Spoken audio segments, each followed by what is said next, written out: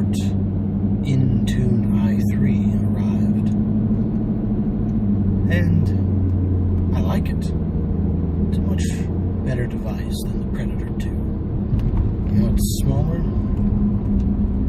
it's got a whole lot more features and functions.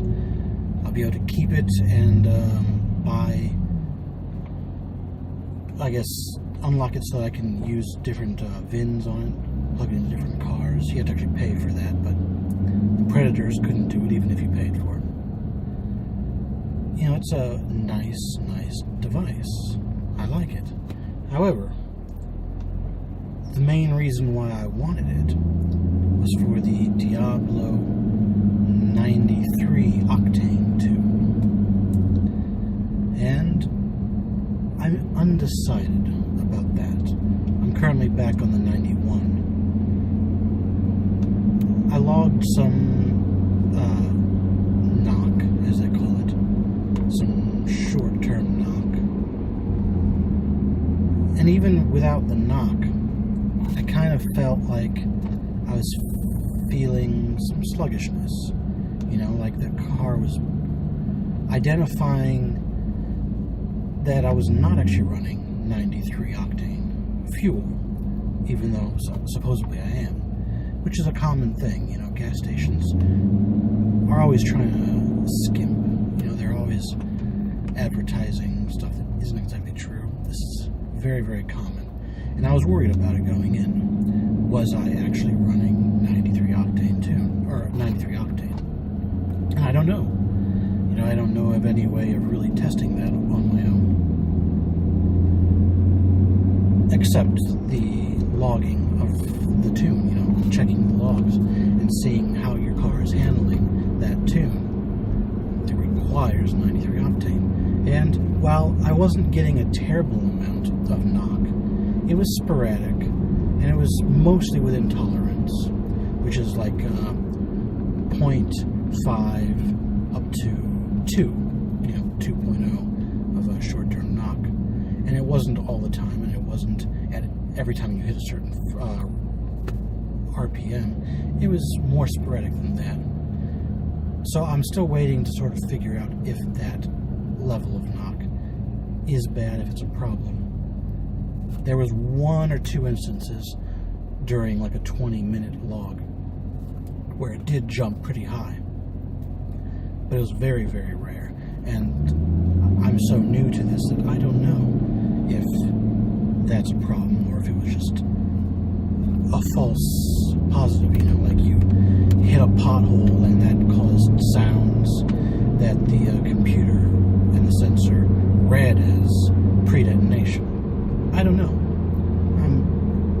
Believe it or not, the internet is not as helpful on this as you might expect. I've been doing my research and I've asked my questions, and I'm getting very, very little help online.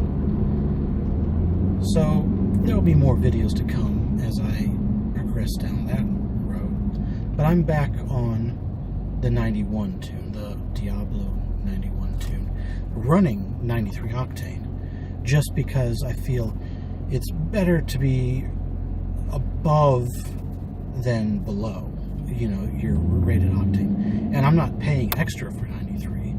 Believe it or not, the gas station that I've been favoring for years now, their premium is only rated at 91 octane. And it's a little bit more expensive than the British Petroleum that I'm using nowadays, which is rated 93 octane. So I'm not paying extra for this. It's just sticking with 93 because you don't want to be below what you're tuned for. You're not going to get any benefit from more octane than you're tuned for. It's just about a grace period, you know. It's about giving yourself a little room so that you're not anywhere near that line of being below what you're tuned for. You don't want your engine going, hey, this is not good. Let's retard the timing. And since it's not costing me anything extreme, I'm going to stick with it. At least until I hear back from some people and I find, was my car actually sluggish, you know, on 93? Was the knock that it reported bad enough, or was it fine? Or was everything fine? You know, because I own a 2010 Challenger RT, and that, if you can remember back that far, does not have the launch stuff. It doesn't have the 0 to 60 help. You know, it doesn't tell you anything. So I'm not doing runs. You know, I'm not doing, you know, performance runs. I have no real way, or no easy way, of knowing what my times are. And I'm not also racing anybody. So I can't really say for certain if I was losing performance with the 93.2. I just don't know. It felt a little sluggish. But again, without hard data to say so, that could just be in my head. Either way, for the sake of my car,